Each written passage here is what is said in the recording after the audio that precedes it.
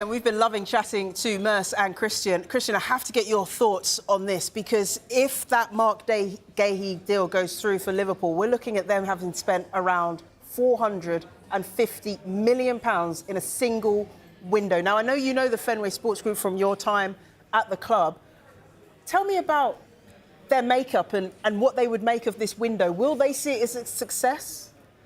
Oh, most definitely. I think it's absolutely fascinating.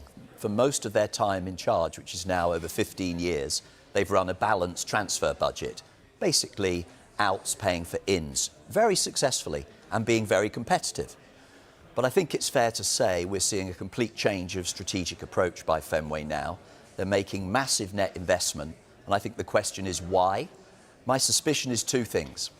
I think they look at the competitive position for the first time in many years, and they see a genuine opportunity to really dominate British football and even European football in a way that perhaps hasn't been true in the last few years, where they were happy to be an incredibly powerful competitor but not trying for market leadership. And the second element is something we've all heard about all summer, which are the financial rules. These rules are heaven made for a club like Liverpool. How so?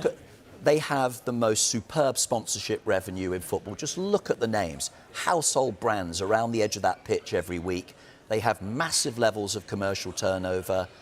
They've redeveloped Anfield very successfully. It's packed every week. So their revenues are high. The rules favour a club like Liverpool with high revenues.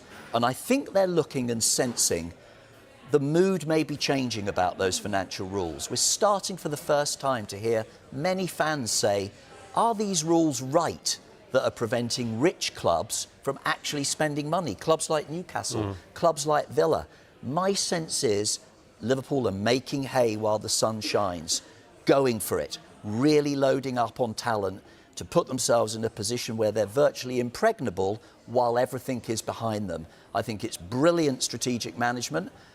It's terrifying from a football standpoint. Adding Gahey and Isak to that team, in my opinion, makes them nailed-on favourites, and other clubs should be fearful and respectful of the way they're running their club. Merce, nailed-on favourites? Yeah. Are they? Yeah, I would have thought so after yesterday as well. See, I always weigh it up when with league type. You know, I thought advantage Arsenal when they went and won at Man United. Then all of a sudden they go and beat Newcastle and they've beaten Arsenal. You know, for me, and they haven't even got out second gear yet. And they haven't played particularly well yet. I was watching yesterday's game. I watched yesterday, and I'm like, I've never seen an Arsenal team so comfortable at Anfield, so comfortable, and they still lost. Yeah. So, yeah, and what they are doing as well, you know, what Christian said as well, they're buying players to come into the team. And these are top players. You know, Mark Gahey, if you can get him for 30, 35 million, as I said before, in football terms, it's a cup of tea. For a cup of tea, for an international of that calibre. Totally agree. I think it'd be an unbelievable signing. I think with the signing of the window, it would be for me. Yeah. Are we looking then, Christian, at the start of perhaps a dynasty? At Liverpool, we saw Manchester United 90s, early 2000s. We've seen Manchester City and all their success in consecutive years. Is this the start, or rebirth, I should say, because they had a lot of success in the 80s, didn't they, of Liverpool and building something of consecutive success?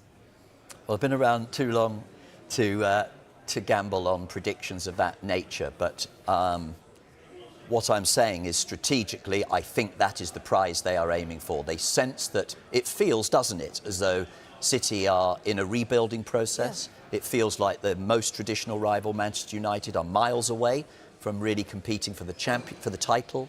Arsenal seem to be this season the widely expected closest rival. I think they sense an opportunity to stretch out ahead.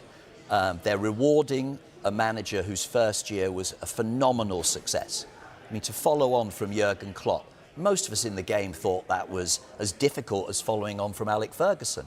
Nobody expected that to go as well as it did. So I think they're saying we've got a manager who could be here for a decade. We've got a team that's winning that we can make better, and they're investing capital, meaningful, large capital that they've never done before. So that's their goal. Yeah, it really is. You heard it here first, Liverpool fans, nailed on favourites to retain your Premier League title.